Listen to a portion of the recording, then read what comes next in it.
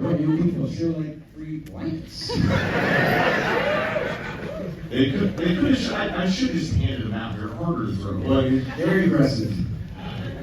But for you guys tonight, this is 20th anniversary of Devil's Rejects. What's it like for not only to keep resonating with audiences, but to be in a packed theater to watch it, or for a packed audience to watch it tonight? I mean, it's fantastic. I remember the first time I showed it at Harmony Gold. On Sunset, I don't even know if it's still there. And there was like a Q&A after, and so many of the questions were like people horrified, like, why would you make this movie? Who would watch such a movie? And then the other people in the crowd who loved it, and it started into a whole argument between the crowd and themselves. It's hilarious. So I guess the people like it. You know. What do you? I think it's pretty cool that, you know, we made a movie 20 years ago and people are still into it, and it's just special. That doesn't happen all the time. So for you guys, Folding like somewhere. At every concert Rob plays, there's always at least one crowd surfing and surfing. It's the best costume for bald guys. now, I guess going back 20 years ago, a little bit before that, when was the genesis of coming with Devil's Rejects? It was House of Thousand Corpses that came out and had some troubles with Universal, and Lionsgate picked up and put it out, and it became like a successful hit. At what point did you feel like, I have another movie that I want to make with these characters? Well, I actually didn't. I don't remember. I mean, obviously I did. It's on we made it, but after Corpses went through its craziness and being dropped by Universal, then also being dropped by MGM soon after that, and it sat in the vault for almost 3 years. And then once Lionsgate got it and put it out, it did really well, you know, and they came to me right away and like, we want to do another one. But before that, I hadn't thought about it because it was sitting in a vault somewhere. It wasn't screaming sequel.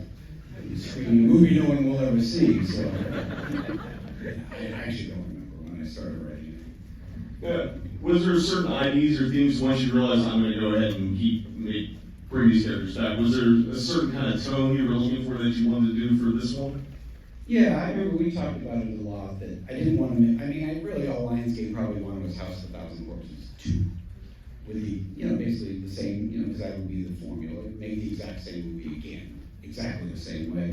And I had no interest in that, but I didn't want to turn down their money. Because I had heard, not because of money, but because I had talked to other people who had, I don't want to say their names or what they did, but they made a movie, they got offered a sequel, they're like, I don't think I want to do a sequel. And then like 25 years went by and they never got offered, you know. You just don't. Getting a movie made is really hard, so you don't, stop at it. So that was in my mind the whole time. So that's why I was like, yeah, I'll make a totally different movie, but I'll, make you think I'm making a sequel to that. Well, you did a lot of things. It's sequel-y. It's very sequel-y. But at the same time, I learned that nobody cares about the so-called good people. They just like the villains, so we just stuck with that. I think, Sheri, you had a quote, and this could be the internet line, but you said you didn't view this as a sequel, you just viewed this as a whole new movie where these characters reappear. Could you talk a little bit more about that? I did approach it that way, just because I think that's the feeling that Rob, well, we both wanted to go maybe a little more serious, a little less campy. Just because I think Rob loves and is so influenced by 70s like westerns and certain directors, and we just wanted to just tilt it a little bit that way. So I might have said that actually. Yeah. And also in the first movie, it was my first movie, Sheri's first movie, the hardest thing you figure out is the tone. Getting a tone and sticking with it. And that first movie is kind of that it's all over the place, and it's my first movie is what I like about it now, but at the time it wasn't real, what is in your head and what you get on film sometimes is insane. And in Rejects, what I wanted to do and what I did was the same thing. Because, I don't know, just that's a certain skill you have to learn. Yeah, I mean, it appears you're pulling from like a lot of like road movies and like westerns, you said, but like a lot of the more grittier exploitation movies. What were some of your influences when you were moving ahead with this? Well, I mean, the influences were all over the place. Anything from Bonnie and Clyde to The Gauntlet to The Wild Bunch, anything bleak looking. And initial way that I would do things was coming up music videos. So, oh, we should hype up the color, we should cut it fast. And remember that episode of Seinfeld where George Costanza starts doing everything the opposite of what he would do? And his life goes really well. That's what I kept saying when we're making Regis. I'm going to Costanza this shit. My instinct would be to do it one way, and I'm going to do it exactly the opposite. I'm going to desaturate it, make it really bleak, and because I had to force myself at first to do that. Then the movie just takes on a life of its own. Phil Foreman was the EP on this. He worked on like Harlan County, USA. Like, were you looking for more documenting where he feel like visually and took like aesthetically? You also shot on 16mm, correct? Yes, we shot on 16 because with Corpses was 35, and I just thought that the negative looked too clean. It just bothered me. And I did the same thing with Halloween. I shot Halloween on 35, and I thought it was too clean, so I shot Halloween 2 on 16, so it was a little dirtier. Because it's just film stocks and lenses are just so good. It just didn't look pretty enough, so that's why I went to Super 16 just blew up the negative to give it that grid. Well, Sheri, like coming back and playing baby for this one, can you talk about a little bit of your evolution from one movie to the next? Let's see. Baby grew up a little bit, and I think she was. I don't know. I mean, her evolution. I mean, did she have one? I mean, she was just a little older and maybe a little more cruel and sick and influenced by her family members, and I think she was just starting to find her own way into really like how she wanted to be a sicko. Yeah, and it's kind of funny because a lot of the characters didn't have any scenes together in the first movie. So suddenly we're like creating the relationships between Captain Spaulding and Baby. You notice, like, yeah, none they of that never was in the sit at first houses movie. at all. Yeah, neither did Bill. It was like, they're all separate. So that was really changed the dynamic of how they play it, because now it's like, not just these scattered characters. And that's what I like about sequels too. Like, it's really hard to develop everything as fully in one movie. Like, that's like when you watch a TV show, sometimes the first season kind of sucks. And then everybody falls into their character and just gets better and better and better. It's hard with a movie because everybody's doing everything for the first time. And you're like, we should have done it this way. But with the second one, definitely, like, you didn't do any of the laugh. That became kind of the thing of the first movie. Like, we just changed, and I wanted to get Sid out of the clown makeup as fast as possible. And Karen was gone, so that was Karen was different gone. for me, yeah. That was lucky. Yeah, that was, you and Karen had a real thing going in the first one. Yeah. So yeah, it was a lot of different things. No. It's actually kind of hard to remember. It's fair. But I was going to say, like, can you talk about, like, your working relationship, because obviously you're married, but, like, as director to actor, like, how does that relationship work? It Well, was very easy, actually. It came naturally, I think, just from working on music videos with you and just tour and kind of just always together. Yeah, always together. Maybe if we did it now, it might be more difficult. I mean, Rejects really was, I think, the best time we ever had on a movie. That was just one of those things where, for me anyway, that's the only movie that wasn't a struggle. And I don't mean with people, it's just like with the studio, with everything. Ever since then, it was always a huge problem in some way. Not with us. No, I was saying, not with the actors, but I mean with the studio and the different things, and, it was the only time where everything just was perfect. And you're chasing that forever. Trying to make things perfect again is really hard. The masterpiece. And then we went through the Halloween movies with like the Weinsteins, and I kept trying to explain they're insane. Now everyone understands what I'm talking about. They're insane. They're actually insane. And so those movies are a nightmare, but sometimes it does affect the product and sometimes it doesn't. But that Rejects was just like that perfect time period where they gave you, not crazy money, but enough money to do it right. Whereas And the freedom, like that you weren't watched over. Right, like it was the difference between when I finished Rejects, I showed it to Lionsgate and they said, don't change anything. Whereas when I finished Halloween, they're like, here's 45 pages of notes. And none of them make any fucking sense. And they didn't. And so it was just, I don't even know what that was. It was like, it was a good time. I mean, so you basically had creative freedom to do whatever you want within the budget, but I do want to ask you about the rest of the cast, and we'll start with both Sid and Bill Moseley and how important they were to not only Corpses, but this movie. Yeah, Bill came into it first because I had met Bill. When did we meet Bill? Like some weird, like some, Universal Studios. Oh yeah, the Ivor Awards. Yeah. He was handing out awards dressed as a Chop Top, and I didn't know it was him. I just thought, wow, that guy's doing a really good Chop Top. It's really convincing. And then I started talking to him. Oh, it's really you. And then he lived right down the street from us, in Hancock Park. So we just became friends, and that's how he came into it. And Sid. I just had, he had kind of retired from acting. He wasn't doing anything. He was working in Simi Valley as a maintenance man in an apartment building. And I just thought he'd be great. I didn't know him, but when I met him, it was just how I thought he'd be, just kind of like how he is. And that's how it all came together. And then little by little, I don't know, how did Karen Black come? I don't remember how it all came You about. have a great talent for picking women over 40. You do. You have a great eye. All of the women that you've ever, Judy Geeson, Judy was great, Meg Patricia, Foster. Meg. Yeah. I mean, Basically just, if I choose people I like it, not because I think they're popular, it's what the studio wants, it's never what the studio wants. It's just that they could have just made one movie no one ever heard of, but if I love it, I'm like, that's all I need to want to work with.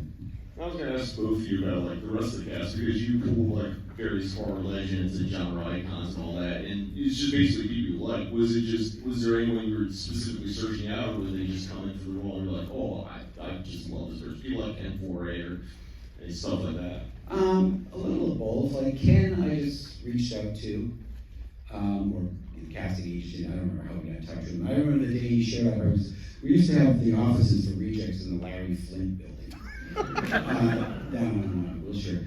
And I remember when Ken came in, Ken cannot enter a room and somehow the room just feels like it's shaking. He's so big and he's so loud. I was like, oh, Ken's here.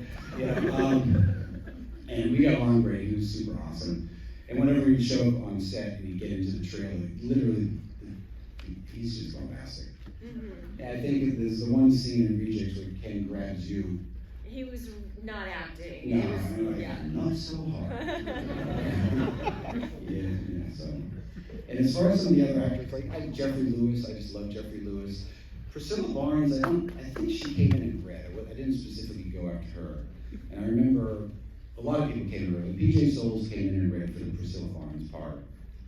But I thought Priscilla was perfect, and that's why I used PJ for something else. Leslie Easterbrook came in and read for the Priscilla Barnes part, because I thought it was going to be Karen, but then it got weird with Karen and she dropped out. And because everybody thought, oh, it's a sequel, there's so much money on it, now I can demand this crazy money. And I was like, there's no crazy money, trust me. But people thought, and I kept calling back, I go, I'm not fucking with you. I'm telling you the truth. If you say they're just going to pass, and that's what happened. It happened with a couple people. I kept thinking it was going to be some giant check at the end of the rainbow, and it was half the budget of the first movie. So. But then there was like William Forsythe. Well, yeah. Really bonded with him over film and actors, and you guys have a lot in common. Yeah, William was great. He was my only choice for that. When I thought of him early on, I'd just seen him in that movie, Things to Do in Denver When You're Dead, and he'd be perfect, even though his character in that movie is nothing like it. I just so excited. It was such a great acting. Now, we should talk about the effects, because this movie is super violent, super gory. Like, when you're thinking about those, like, at least scripting it, like, are you just thinking extremes, or are you thinking what's going to fit with the characters, or just a little combination of everything? I mean, I never think of it in terms of, like, what's going to be extreme. I just, if it makes sense for the scene, it makes sense. I mean, I never get bogged down with how do we top this, how do we do this, how do we make it bloodier. Just if it makes sense, it makes sense. Because some of the stuff people talk about the most, like the scene in the motel, there's like nothing. It's just sort of psychological torture, right? Is there anything in that? Neither of us have seen this movie in a long time. Sheri longer. I think we watched it about 10 or 15 years ago because we did a stream like this in Australia. And I think that was the last time we watched it, so everyone else is... I'm getting it confused, like some of the actors with House and Rejects. I'm thinking right now as we're talking, when I was like, William, I'm like, William was in Rejects, right? Okay, who was in Justin and everything? They were in House. Yeah, it's like, Yeah, it gets confusing. Yeah. Now, I know you had creative freedom on this one, but then you talk about dealing with the MPAA and just having to like get things cut just because they wouldn't give you anything in general. Well, the MPAA was a huge fucking pain in the ass. Huge.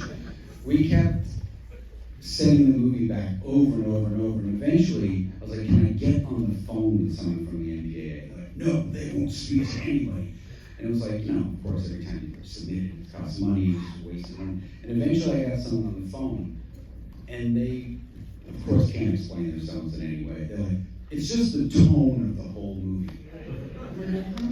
It's like saying you make a comedy, it's just too funny. Take out some jokes. And I was like, how do I cut the tone? He's not like there's too many gunshots, it's too bloody. It's like literally like, well, it's just the tone. So, I don't think I've ever told anyone this before, it doesn't matter, but me and my editor, Glenn, we cut all the stuff out, submitted it to the NPA, and we just put it back. Every time I was like, I don't watch this again.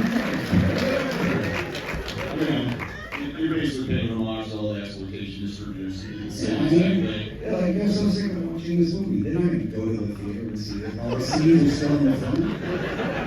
Or at least I hope.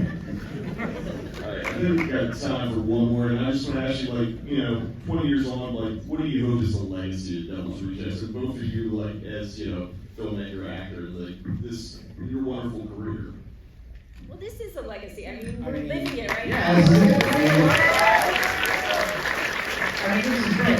When I was a kid, this is what I would do. It was so exciting to go see anything in a theater that was already past, older, whatever it was, Chainsaw Massacre or something. But that was what was so cool. That's what I thought was great about movies. It wasn't about box office and stars and all this horse shit. Those are the movies, and that's what I cared about, and that's all I wanted to be part of. And to have people still showing up 20 years later and wearing Captain Spaulding makeup and all this stuff, it's awesome. That's what you want to do. You just want to make something that lasts as much as it can. Excellent. How do you guys feel about getting into this movie? Sheri, thank you so much for coming out. Has anyone here not seen the movie yet? Yes. Right here. You've never seen it? Oh, let me tell you how it ends. It's a great ending. Yeah, I remember, I'm just going to say one more thing, I don't really. When I remember skipping school and going to see Empire Strikes Back because we wanted to see the first showing, and as people were walking out, this guy yelled to all the people, like, Darth Vader's Luke's father! The whole crowd standing in line. I thought that was so I'm not going to do that to you. Thank you. Thank you.